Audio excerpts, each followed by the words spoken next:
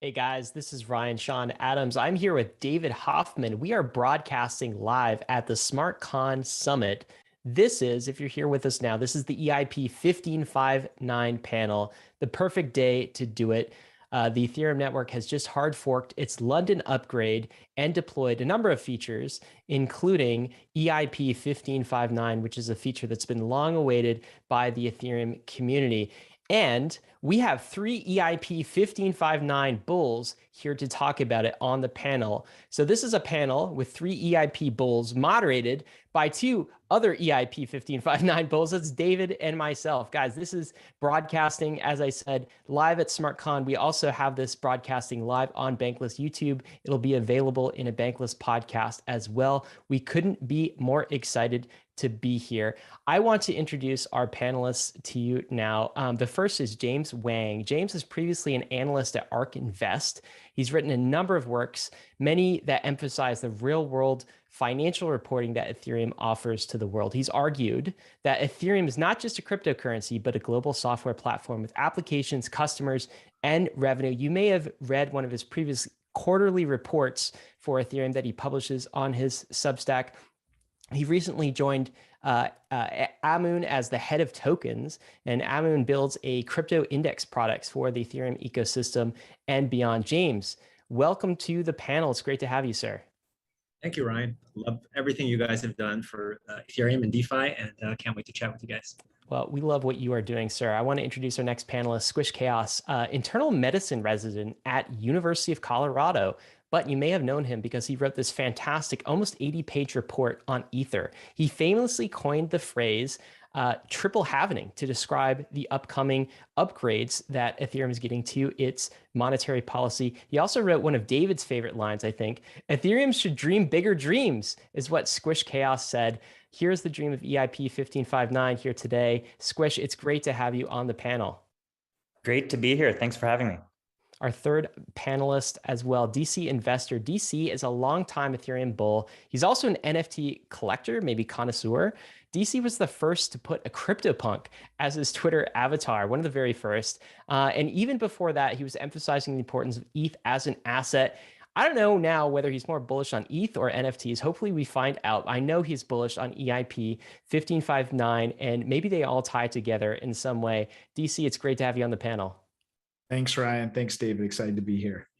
Oh man, we are excited to have this panel because just this morning, EIP 1559 went live. It's been live for about 6 whole hours. It's in the rearview mirror now. We are actively burning ETH. I'm just looking on a website called ultrasound.money. We're almost at 2,000 ETH that we've burnt in the last 6 hours. I want to start with this question. How does it feel to be in Ethereum at this point? Like, how do you feel about this upgrade? DC, why don't you start? I'm feeling great. And to me, it's incredible. Like Ethereum is just hitting on all cylinders. And it started when we got the ETH2 beacon chain live. And now we have with EIP 1559, we've dramatically improved user experience. And we are further hardening ETH as an economic asset, which I think is critically important to the future of Ethereum and to the utility of Ethereum. And now, we're going to be laser focused on ending proof of work and moving to proof of stake. So I couldn't be more optimistic on Ethereum at this point. James, what do you think? Do you share that optimism? Yeah, totally. I view this as a product launch. My background is a product marketing guy. I worked in Ethereum for about 9 years. And, you always knew ahead of time when you're preparing for something, when you're about to release a new product that's going to fundamentally change the trajectory of your business. Like when we launched the first CUDA GPU and NVIDIA became a generalized processor, and it could be used for everything from like embodied simulations eventually to crypto mining. But you knew that ahead of everyone else. What makes Ethereum unique is that it is a software platform that you can build upon. And there is a group of super talented people led by a messiah that is able to actually execute on that vision. I know, we've had a lot of questions about the execution ability of Ethereum, and this really puts that to rest. NVIDIA was such a key lesson in what execution means. When we were competing, there was like 50 other companies making graphics cards. NVIDIA is the only one left today that does that, right? So being able to execute and really launch ambitious products, that's the biggest predictor of your long-term success, not any static moats. So to me, this is such a milestone release, and it really puts to bed those discussions about execution and allows us to look forward to kind of the merge and everything else down the pipeline. There you go. Massive product release for Ethereum boils out some of the execution risk. Squish, what's your take on this? How does it feel to be in Ethereum at this point? Yeah, it's pretty amazing. I'm fairly new to the Ethereum community, really getting into things just a few months ago when I published my report. And so I haven't seen a lot of the execution from that's been done previously on the network. It's the first major upgrade that I've been able to see. And obviously, like I wrote about it a few months ago, but this is an idea that was in the works years ago, before I had any clue what was going on in the Ethereum world. So just to see it all pan out and to see it panning out in the midst of this big drawdown we've had, just see that kind of engine of innovation just keep chugging. It's been pretty remarkable. And just to echo what James was saying, the way that you know the difference between a product that's going to succeed and fail is by these kind of milestones where you can say, okay, like this is a concrete achievement that shows that the development team can actually get things done. And I think that that evidence already existed, and that was a big part of my thesis. But to see a milestone kind of come out after I got into Ethereum and became a real big part of this, it's just, it's fantastic to see. So, gentlemen, I want to actually ask this very open-ended question, especially to this panel specifically, because we have such a broad range of people that have come into the Ethereum ecosystem, the Ethereum community at different phases. And so, in your opinion, now that EIP1559 is such a major upgrade, it's in the rearview mirror, it worked, we're burning Ether, and we are now having like one of the two very important ingredients for Ether as ultrasound money, and overall the Ethereum ecosystem is also growing in its own direction. In your opinion, where are we in Ethereum history? And which is such a broad question, I want to kind of leave that to you, the panelists, as to how you want to define that. And DC, as the person that I think came here earliest out of anyone on the panel, I want to throw that to you first. Where are we in Ethereum history? So I think we're at actually a super interesting and pivotal moment in Ethereum's history. And I would actually chalk up the implementation of EIP1559 as one of the four most significant events in Ethereum history. And the other ones are the DAO fork, which I think people are probably familiar with very early on in Ethereum's history, the rejection of EIP999, where there was a move or a suggestion that the parity multi-sig funds would be recovered. So that was kind of a rejection of this idea of tampering with the chain in situations like that. The third was probably when the Ethereum community rejected the inclusion of ProgPow and as the hashing algorithm, and now the implementation of EIP1559, which I think that why this is notable is because one, this EIP had tremendous community input and support.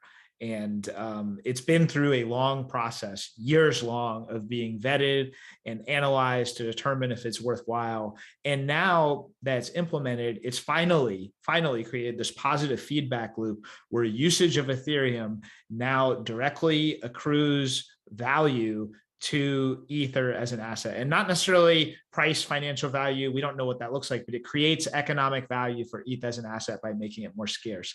I think this is a critical moment that will be reflected on for decades from now, to be honest. James, you used to be an analyst over at ARK Invest, which I've always appreciated ARK's more nuanced take as to new technologies in this world. So from your opinion, where are we in Ethereum history? The first thing that Ethereum reminded me of, the reason why I kind of quit CeFi to join DeFi was really, it was so obvious that Ethereum was turning out to be a computing platform and a technology. And the most successful cloud computing platform is AWS. It's not a perfect analogy as I kind of dug into the details, but it does give you a sense of the scale and potential. AWS didn't start as a computing platform. It started as a storage platform. The first service it launched was a service called S3 for simple storage. And this is like one of the things that EIP1559 achieves, that it gives this kind of elastic block size, right? It's able to absorb more computation based on demand. I think this is just like the very, very beginning of building out a compute infrastructure. Right now, Ethereum itself hasn't scaled. To scale, it needs to go to ETH2. This is really an optimization for ETH1 right now. And that to me is how early it is, right? Right now, Ethereum, the amount of developers building on it is tiny. It's almost not visible compared to the number of programmers in the world. So for me, it's like Ethereum has made a very important software change that makes the system much more robust and self-regulating. But ultimately, like the really amazing applications that's going to be built on top have barely begun. We have like a handful of them. We have like Uniswap and Maker and Chainlink, but like the real ecosystem takes off when the value of the software above the ecosystem is worth more and more, takes up more mind share than the base layer itself, right? Nobody thinks about AWS today as a consumer. We just use Netflix and the bits just stream through like, you know, like water, and we don't think about it. That's the moment of success, and we're like not even 2% there. That's why I'm so excited to like wait for that future to arrive.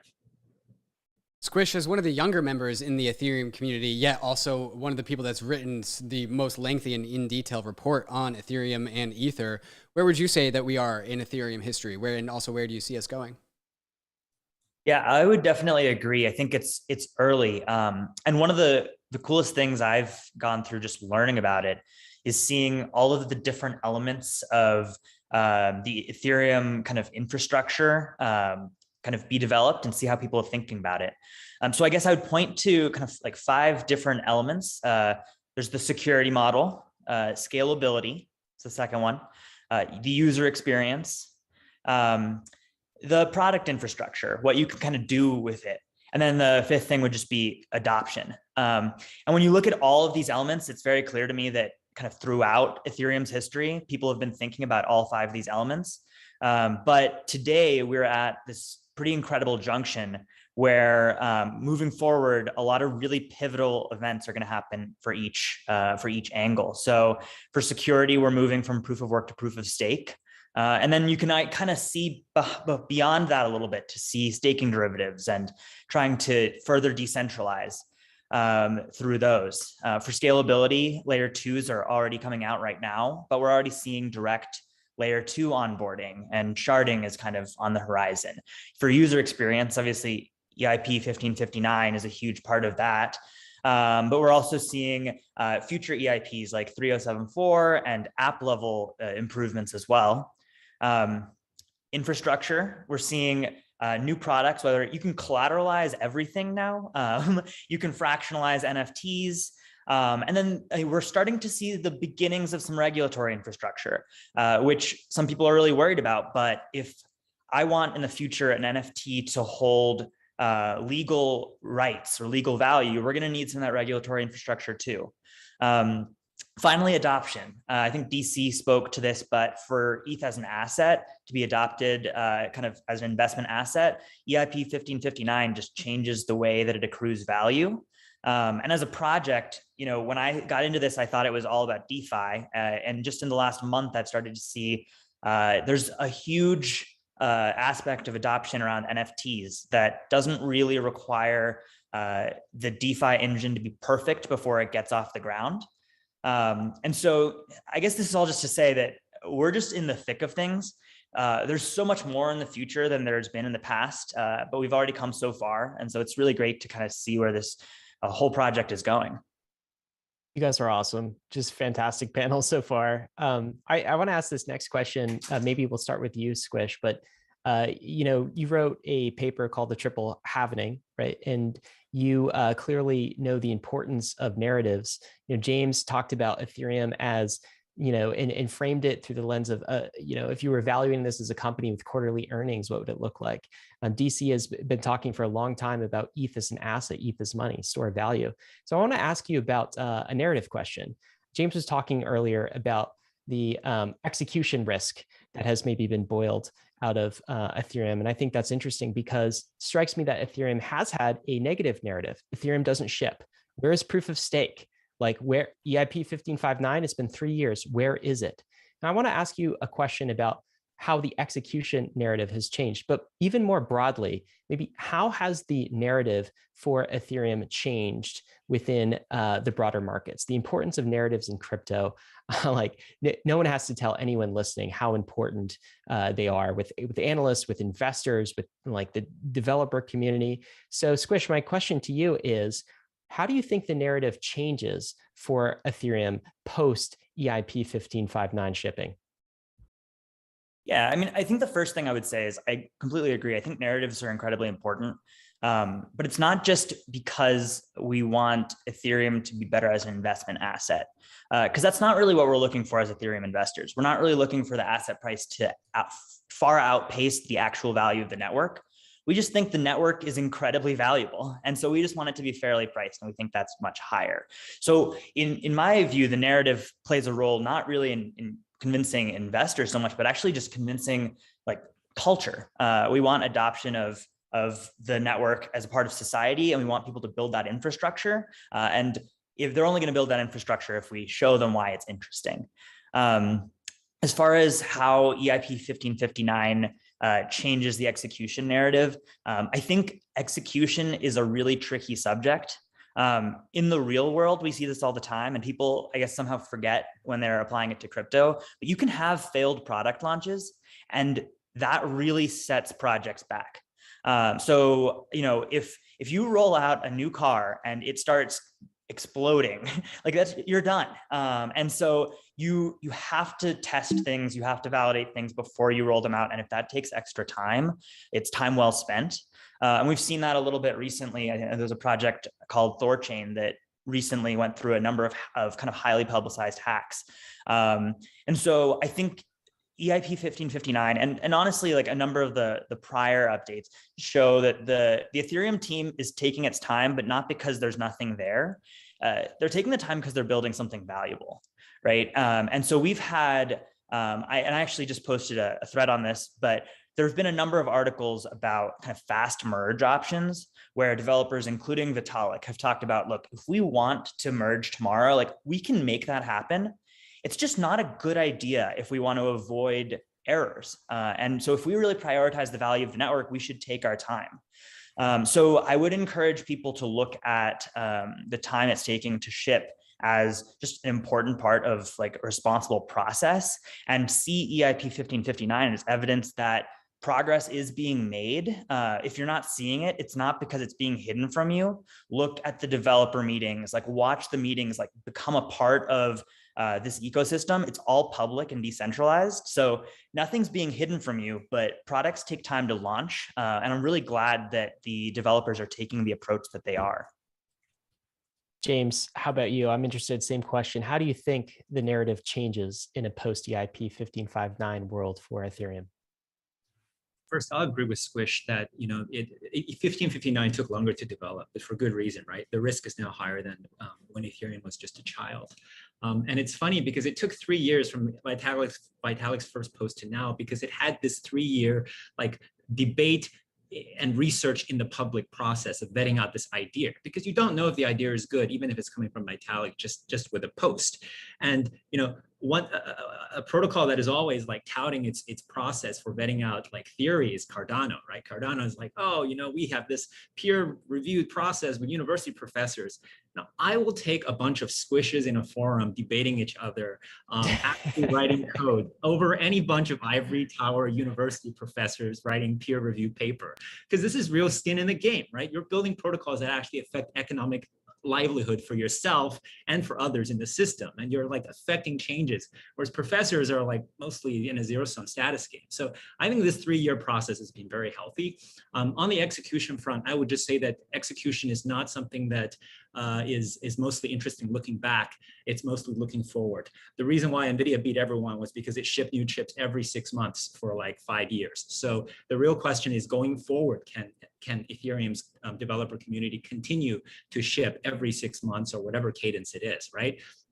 Like whether it hits the merge date, how well that goes is going to be very telling. You build up execution credibility by repeatedly hitting it, not by, retrospectively hitting a few milestones. So I think that's very key. At some point, people talk about the protocol ossifying, and maybe, just because the low-hanging fruit is picked, the rate of innovation will slow down a little bit. At that point, the determinant of success is going to shift from purely kind of shifting or shipping new code to almost like more boring, like biz dev and onboarding the rest of the world's GDP. That's a very different skill set. I think Ethereum has been okay at that skill set, but no one's been fantastic. Maybe some of the more TradFi companies or Ripple has been a little bit more better at that, in spirit at least. But at some point, Ethereum is going to have to like just do like the integrations with the boring offline world, and things like Chainlink are really important to do those integrations. So I think execute until we get to ETH2, prove the economic model. Maybe we have some better ideas to put in, and then concurrent with that, really ramp up the sensibility of we have to integrate with reality and the rest of the economy so that we can bring the whole internet base onto Ethereum. DC, how about you? So how does the narrative game change for Ethereum post EIP1559? We've talked a lot about execution risk, but aside from execution risk, how does the narrative change for ETH as an asset?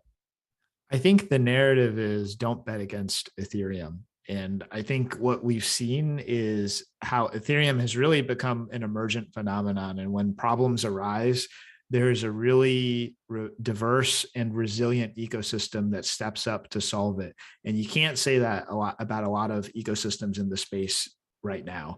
I think Ethereum is very special in that regard. Now, did I ever doubt that EIP1559 would be implemented? To be honest, yeah, even 1.5, like a year and a half ago, I was like, is this going to happen? Are we going to see it? Or is ETH1 kind of ossified in a way where it can't get a change like this implemented, and we're just gonna have to wait for ETH2? But I think what we saw was the community stepped up, some key developers stepped up, and we got it done. And I do want to kind of reinforce, like, because I know from the outside, it's easy to look in an Ethereum development and say, oh, it's so slow and it's so time consuming. But what you have to understand is this kind of decentralized development is extremely tricky. This is not like a company developing a software product. It really is about building consensus among researchers, among the community, among the node operators. And you have to get everyone on the same page and agree that a change is worthwhile and valuable to the network. And you have to do that. You have to do that across multiple clients as well. And that is part of the difficulty of doing things in Ethereum, but that is also the bedrock of its legitimacy. And that is why Ethereum is so legitimate and is valued as this decentralized network. So if anything, to me, it's kind of reinforced that point of view about Ethereum as that decentralized, truly decentralized network, especially versus some of the other participants that are in the space. And I think fundamentally, this really does change the value proposition of Ether as an asset.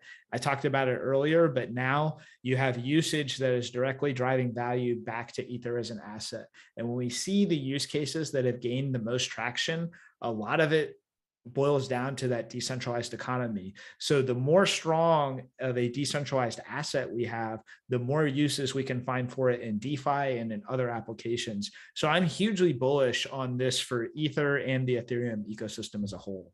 So I know David is about to ask a question about ETH the asset, but I'm curious because what you said just triggered something there for me, DC. So like there was a time you were skeptical that EIP1559 would ship. I'm just wondering with the rest of the panel, show of hands, who also went through times where they were skeptical EIP1559 would ship?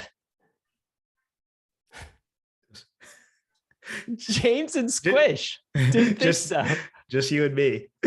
We're young and foolish, this came in relatively early. We've never seen what sluggish like narratives look like. Everything. I love it. Us old guys, DC. That's us. I know. That's skeptical. How it goes. All right, you guys are violating the one rule of don't bet against Ethereum, but I guess it took us a while to learn that. Just learned my lesson, sir. You just informed me now.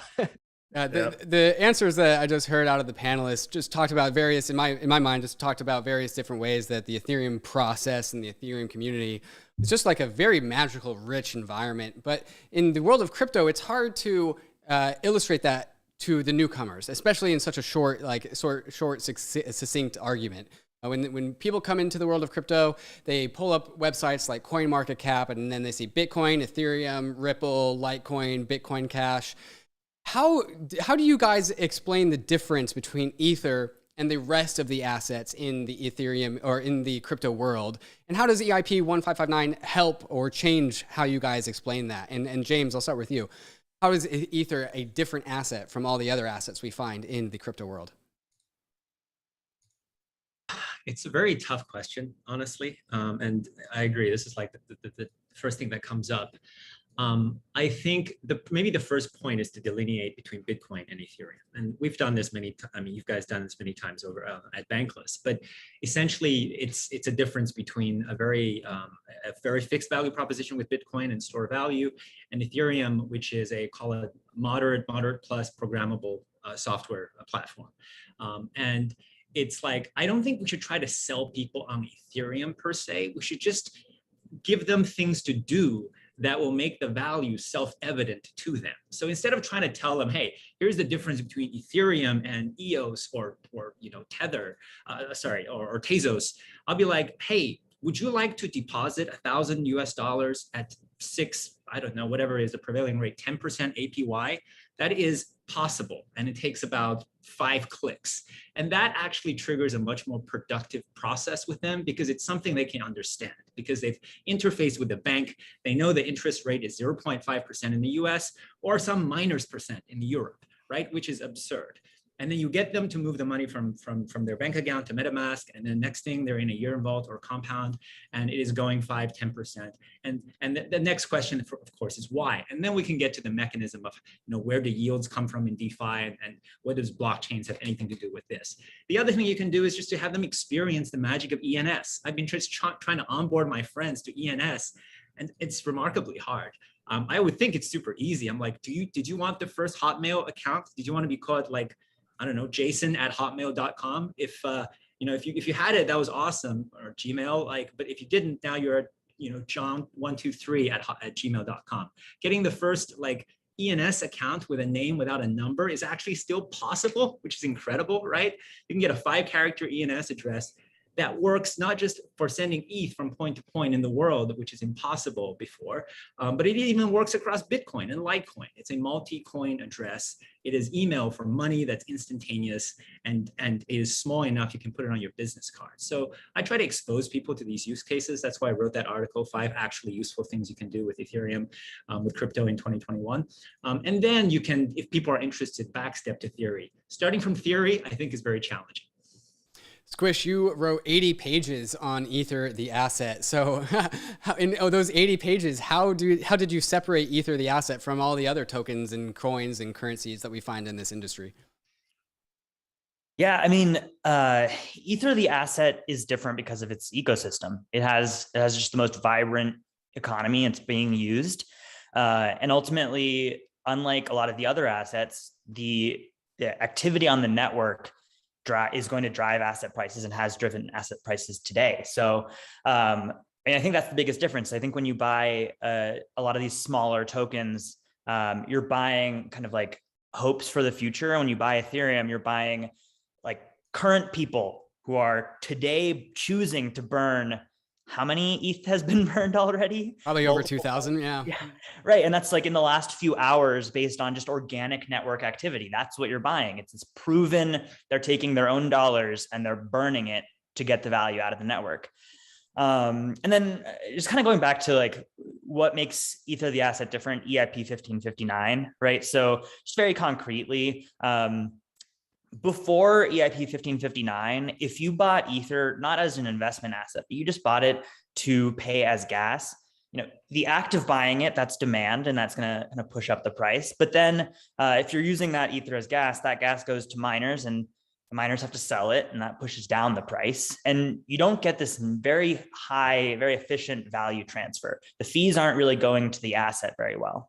And with EIP 1559, when you buy 1 ETH and you spend it as gas, miners are only able to sell 0.7 ETH, something like that.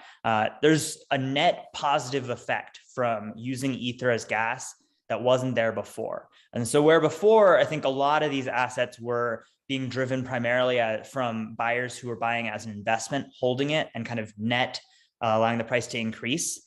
EIP 1559 really makes Ethereum different than all the other tokens, because now we're seeing that Ethereum, the network, has more activity than everyone else. And that activity is going to efficiently kind of trickle into the ETH asset itself, which is just kind of fundamentally distinct than anything else. DC, I'm super interested in hearing your take on this. How is Ether different and unique from all the other assets you find on CoinGecko or CoinMarketCap? And maybe also, how does EIP1559 help differentiate it as an asset? So as an asset, I think Ether is unique in Ethereum and in the space overall because, and I've talked a lot about this idea of this natively programmable asset with minimal trust assumptions. And you really can't find, and I don't think the broader market has realized this, but I wrote a tweet yesterday saying pretty much my entire investment thesis is underpinned by this idea that the market is mispricing these natively programmable store of value assets, because I think they're going to offer tremendous utility to the world of DeFi. And as the lines blur between DeFi and just normal finance, having that bedrock collateral asset is going to be hugely important and valuable. And really, Ether is the only candidate for that, because everything else basically has some kind of like trust assumption, or you're expecting there's some kind of roadmap, especially if we're talking about like fungible tokens. This is very often the case anyway. Actually, I think NFTs are like an interesting in the middle case where they don't necessarily have additional assumptions, but Ether is unique for those reasons. But secondly, it's also extremely liquid. I mean, there are days when Ether volume exceeds that of Bitcoin regularly now. And you need that kind of liquidity for that kind of asset in order to drive significant economic activity. So those are a couple of the things that I'm thinking about. And I expect we're going to see even more use of Ether for those purposes on the heels of EIP1559. DC, allegedly, you are a big fan of NFTs. And so how does the NFT world, which for all of its intents and purposes is largely an Ethereum native phenomenon, and recently over the last few weeks or so, and I think we're actually watching one right now, we've seen the gray price for Ethereum spike up to levels as high as 1,500 Gwei, which is absolutely insane. And overall, NFTs have become really alive lately in the last few weeks and months or so. Tell us about the intersection between EIP1559 and the NFT economy. When you combine those two things, what do we get? So yeah, I've got a couple of NFTs, and I think the first thing that I'll say is EIP1559 makes the chain much easier to use for a newcomer. And I'm much more inclined now to recommend, even to newcomers who have never used Ethereum before, to go on, try, submit a transaction, do something, whether that's grab an ENS, buy an NFT or whatever. Before, I had trepidation in doing that, especially for someone who wasn't that technical, because 80% of the time, their first experience was a stuck transaction, and it might not clear for a long time, sometimes like not ever. I mean, it feels like not ever. And so that is going to go away for the most part. There are still situations where that could happen, but it's going to be the exception, not the rule.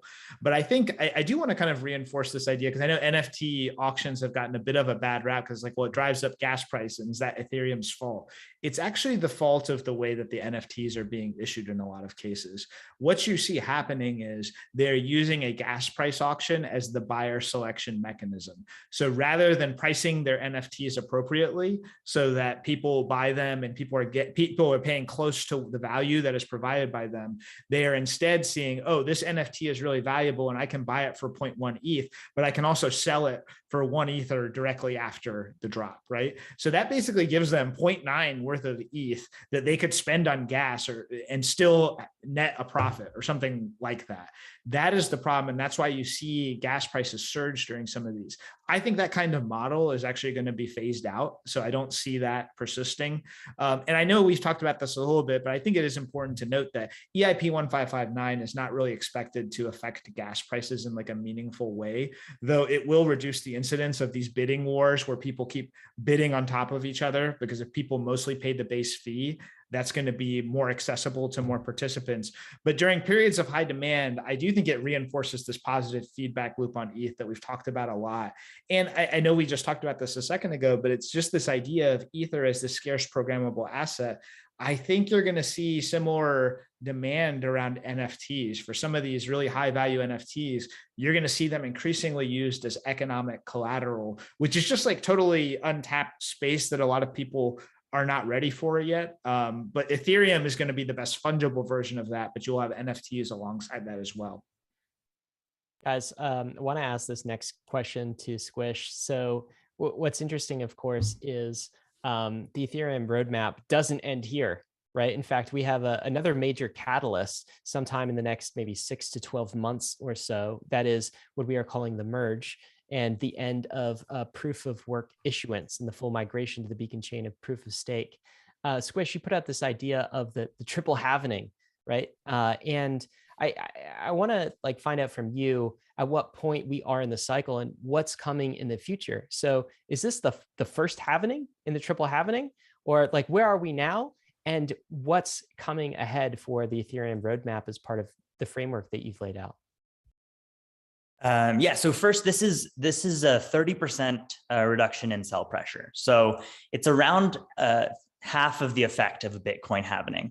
And then the other 2.5 halvenings come from the proof of stake merge, which is why the merge is such an important thing for price. And obviously, it's the linchpin of my thesis. I think it's the linchpin of a lot of Ethereum investors' view of the asset, is that this proof of stake merge is so important. And then as far as what's going to happen going forward and how that'll affect price, I would encourage people to think about the supply of these assets in terms of their circulating supply. And so what that means is, for Bitcoin, it's famously a fixed supply, 21 million that will ever exist. But I would encourage people to think about it in terms of the amount in circulation, which is not fixed. That's actually increasing because of the block reward, right? And the reason I think that's important is because you would never look at the amount of oil in the whole world that's inaccessible. So like if I discovered a new oil reserve far away that no one could ever get at, it's not going to reduce the price of oil. But if I discover a new oil reserve that people can actually add to circulating supply, that would. And so circulating supply is what counts. And the thing that's pretty wild to think about is that for both Bitcoin and Ethereum in their entire history, with the price going up as much as it has, it's done so in the face of an increasing circulating supply. And for Bitcoin in particular, this has been the case because it's already been through 3 halving events. And so the rate at which that supply increases has been cut by 50% 3 times. So that is an 87.5% reduction, kind of if you do all 3 of Bitcoin's halving events together. 83.5% reduction in the inflation rate of circulating supply. And Ethereum has gone through none of that. So the inflation rate for Ethereum has not gone through halvings, and yet the price has continued to go up. So what does that mean? It means when Ethereum supply is increasing, there are enough new buyers. They just keep buying the new Ether, and they buy it at the same or higher price so that the overall price can keep going up. And so with EIP1559, suddenly there's going to be 30% less selling pressure from the miners, which means there's just going to be less Ether out there to buy. That's the Ether that's been burned, right? And so if people have been buying this Ether and buying it so much that the price was going up, even if this new supply is coming online, now those same buyers don't have Ether to buy. And so that's kind of the catalyst that's going to affect the supply. And my argument for the triple halving is that the proof of stake merge kind of accentuates this even further. And it brings us to a total 90% decrease in circulating supply, which is more than 3 halvenings worth of decrease. And that's a huge catalyst for the price. And the last thing I want to point out is that in the history of Ethereum and Bitcoin, the circulating supply has always been increasing. Obviously, Bitcoin has a fixed supply, but the amount in circulation has always been increasing because of the block reward. After the merge, it's incredibly possible that Ethereum will be a deflationary asset. And it's important to note that means that for the first time ever, there will be a crypto asset that actually has a static or a decreasing supply. Ethereum will actually be able to claim something that Bitcoin has not been able to claim because while Bitcoin has a fixed supply, while Bitcoin has had a fixed supply, the circulating supply has always been increasing. For Ethereum, the circulating supply equals the total supply. And when that's decreasing, I think we're going to see something we've never seen before. We've never seen the price of these assets when the actual total supply has gone down. And so models for what the price is going to do based on how the price action has happened in previous cycles, I think are going to fly out the window because the supply demand dynamics are completely different. What's also crazy about this squish is that this is not happening like once every 4 years. This is happening during a very consolidated period of time. We're talking about in the next 6 to 12 months, all of these triple happening events will happen, right? This is today, it's 30% of the way, or 30% of one happening, as you said. And then we're like, once the merge goes, then that's the rest of it you're talking about. James, I'm curious to hear from you. So your perspective at ARK might be interesting here. There has been a lot of talk about cryptocurrency, of course, among the institutions. Bitcoin, though, has definitely been the lead asset, right? So you go into crypto if you're an institution, you buy Bitcoin first. Does some of this narrative around EIP1559, the actual successful deployment, decrease of the execution risk, upcoming merge, does that change things? Or are the institutions going to start seriously thinking about ETH as an asset to add to their portfolios and their balance sheet? What are your thoughts here, James? Yeah, at ARK, we were famously the first ETF to actually buy Bitcoin exposure through GBTC 2015. And definitely the store of asset narrative has been the driving force behind that because it's so easy to understand, right? Digital gold. I don't think 1559 itself is the biggest catalyst for institutional adoption. I think the one is just the one they can most easily understand, which is the search for yield, right? Ethereum is unique. Back to David's question, what's unique about Ethereum versus everyone else? Ethereum is the only one that is like, that has apps. When you care about computer system, you don't care about the one with the most elegant design or whatever. You care about the one that has the most applications. Ethereum has the most applications for DeFi and the only really effective platform for NFTs. So that's very important. And when institutions look for yield, the most natural place to go is Ethereum because all the top DeFi protocols are on Ethereum. And secondarily, when the merge happens, Ethereum itself becomes a proof of stake blockchain, which whose tokenomics basically generates yield, right? The staking rewards is a form of yield, and that is completely understandable. So I think that's what makes Ethereum very attractive from an institutional perspective. And once you can express yield, like that plugs in so naturally to so many of the products that exists in kind of CeFi banking, any kind of borrowing, any kind of lending protocols, like they can plug into Ethereum, the whole DeFi ecosystem as a source of capital. That to me is like far more exciting than there's a fixed pile of money for gold. How do we divide it between gold and Bitcoin? Guys, as we come down to the end of this panel, first and foremost, thank you for joining us and having such a fantastic conversation. This has already been so rich. And if you're on the YouTube, make sure to like and subscribe. And if you're watching on Chainlink, make sure you go subscribe to the Bankless YouTube before we finish off this panel. And I want to end the conversation with one last question. And we are running out of time, so I'm going to trim you guys up to about 45 seconds each. So, open-ended question. How has Ethereum changed your life? And Squish, let's start with you. I think the biggest thing is Ethereum's got me writing. It's got me thinking. There are so many new ideas that the Ethereum community brings to the table. And so I'm just more like intellectually active than I was before. And so personally, that just makes me really happy. And I'm just really proud to be a part of this big story. As somebody that also got into this world via writing, I can definitely resonate with that. James, how has Ethereum changed your life? It got me a new job. I was working at ARK Invest. Greatest job probably in TradFi you can get. And now I'm working at Amoon, right? And I joined Amoon because I think this could be the future. This could be the ARK Invest of DeFi. We're building DeFi products on top of Ethereum. It's a single token that gives you access to all the top DeFi protocols.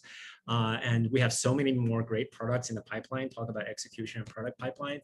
So it's great to move from a kind of a invest mindset to a builder's mindset. And that's what drew me here. And yeah, without Ethereum, if it were just Bitcoin or some other thing, I don't think this would have happened. So really excited about that. Well, DC, the first two panelists definitely did not go on too long, so you have a little bit of extra time if you want it. So DC, how has Ethereum changed your life? So likely as the oldest member of this panel, I grew up literally like with the consumer internet emerging. So a little bit before you guys probably. I remember when it was all super hard to use and you had to dial up and do all those things. And now I feel like the same thing is happening in this decentralized space. And so for me to have been a early participant, mostly observer in that time before, and now getting to be a part of this global community that is really working to advance this decentralized economy that is emerging on Ethereum, and feel like I'm playing a small part in it. It's really just incredible to me. And I wake up every day and I'm just grateful to be a part of the Ethereum ecosystem and community. And I'm always looking forward to what's coming next. So it's been incredible. Well, we are grateful for this panel. We are grateful for the community and the developers that shipped EIP1559. We are grateful to the SmartCon conference organizers and Chainlink for getting us all together on this panel. So excited about the future that is to come. So thanks, panelists, for joining us. Thanks, Ryan. Thank you. Guys, as always, none of this was financial advice. Crypto is risky. DeFi is risky. You could lose what you put in. But we are headed west. This is the frontier. It's not for everyone, but we're glad you're with us on the Bankless journey. Thanks a lot. Hey, we hope you enjoyed the video. If you did, head over to Bankless HQ right now to develop your crypto investing skills and learn how to free yourself from banks and gain your financial independence. We recommend joining our daily newsletter, podcast, and community as a Bankless Premium subscriber to get the most out of your Bankless experience. You'll get access to our market analysis, our alpha leaks, and exclusive content, and even the Bankless token for airdrops, raffles, and unlocks. If you're interested in crypto, the Bankless community is where you want to be. Click the link in the description to become a Bankless Premium subscriber today. Also, don't forget to subscribe to the channel for in-depth interviews with industry leaders, Ask Me Anythings, and weekly rollups where we summarize the week in crypto and other fantastic content. Thanks everyone for watching and being on the journey as we build out the Bankless